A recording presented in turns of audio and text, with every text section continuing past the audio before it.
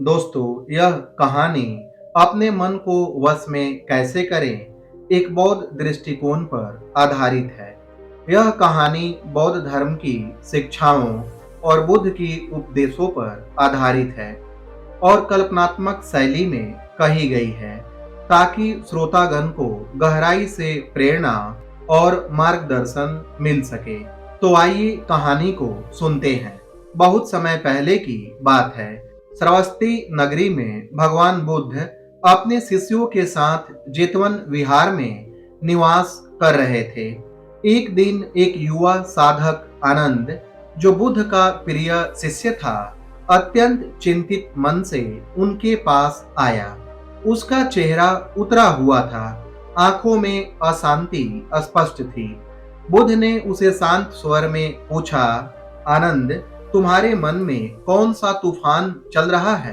आनंद ने हाथ जोड़कर उत्तर दिया, भगवान, मेरा मन हर समय भटकता रहता है।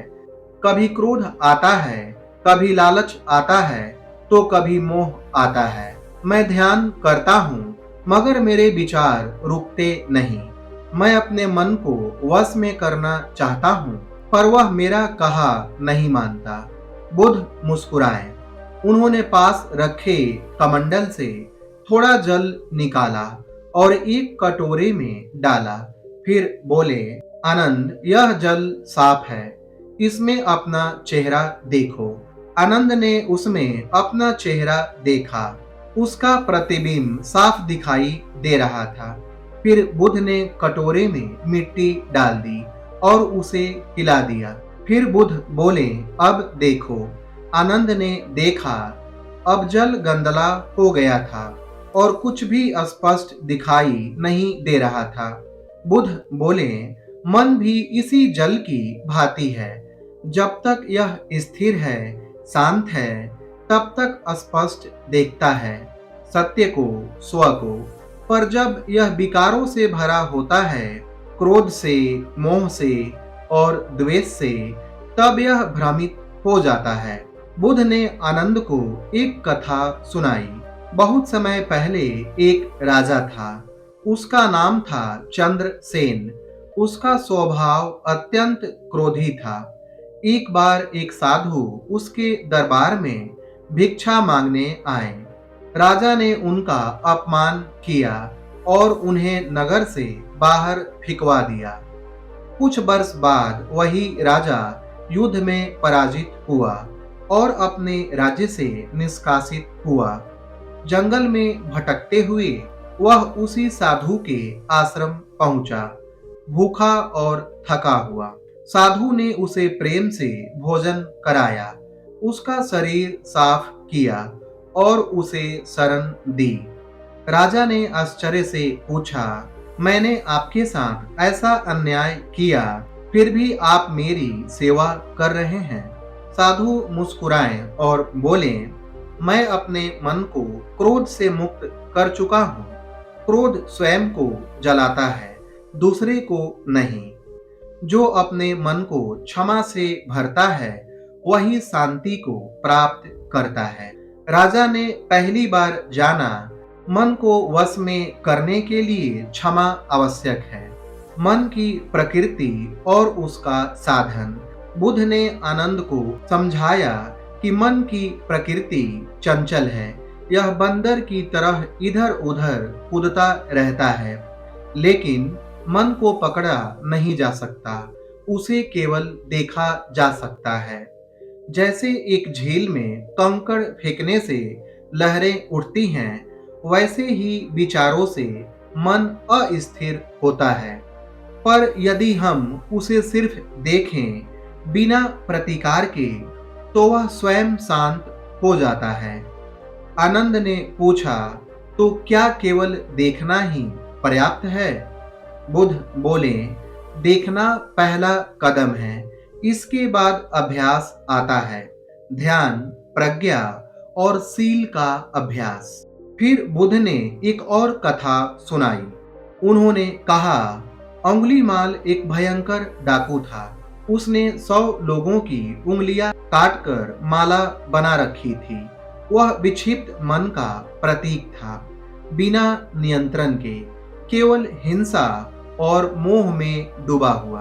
पर जब मेरे पास वह आया और मैंने उसकी आंखों में देखा, तो मैंने कुछ नहीं कहा, केवल यह कहा, ठहर जा। उसने कहा, मैं तो खड़ा हूं, तू ठहर। मैंने कहा, मैं पहले ही ठहरा हूं। अंगुलीमाल, तू अपने मन से बह रहा है। उस क्षण उसने आत्मबोध पाया और उसका चित्त परिवर्तित हो गया। उसने अपने शस्त्र त्यागे और भिक्षु बन गया। मन को वश में करने के लिए बाहरी परिवर्तन नहीं, बल्कि आंतरिक जागरण आवश्यक है। मन को वश में करने के उपाय। बुद्ध ने फिर आनंद को कुछ उपाय बताए, जिन्हें आज हम भी अपना सकते हैं। आनापानसति ध्यान, श्वास का निरीक्षण करना मन को वर्तमान में स्थिर करने का सरल उपाय है। विपश्यना, वस्तु जैसा है वैसा देखना, शरीर, संवेदना, चित्त और धर्म पर निरीक्षण। यह अभ्यास मन के गहरे स्तर पर जाकर विकारों को नष्ट करता है। मैत्री भाव, सभी प्राणियों के लिए प्रेम और करुणा का विकास। इससे मन से द्वेष और घृणा मिटती है।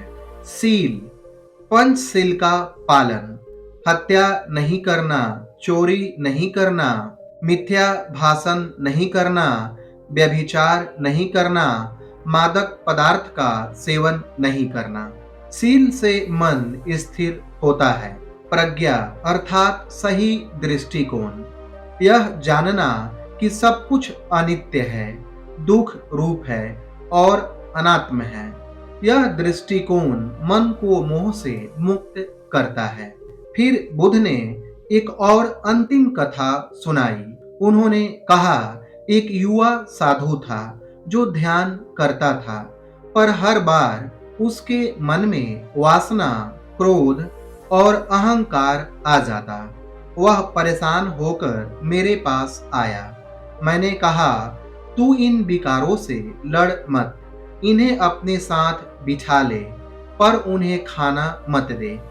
युवा साधु ने पूछा, कैसे? मैंने कहा, जब वासना आए उसे देख, आहा वासना आई है। जब क्रोध आए उसे पहचान कि यह क्रोध है। यह पहचान ही उसे शक्तिहीन कर देती है। कुछ ही समय में उस साधु का मन शांत हो गया। बुद्ध की बातें सुनकर आनंद की आंखों में चमक आ गई। उसने कहा, भगवान, अब मैं समझ गया हूँ। मन को वश में करने का अर्थ उसे बलपूर्वक नियंत्रित करना नहीं, बल्कि उसे समझना और स्वीकारना है।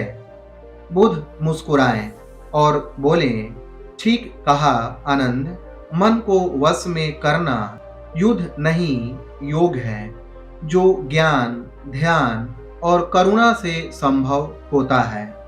उस दिन के बाद आनंद का ध्यान गहरा हो गया।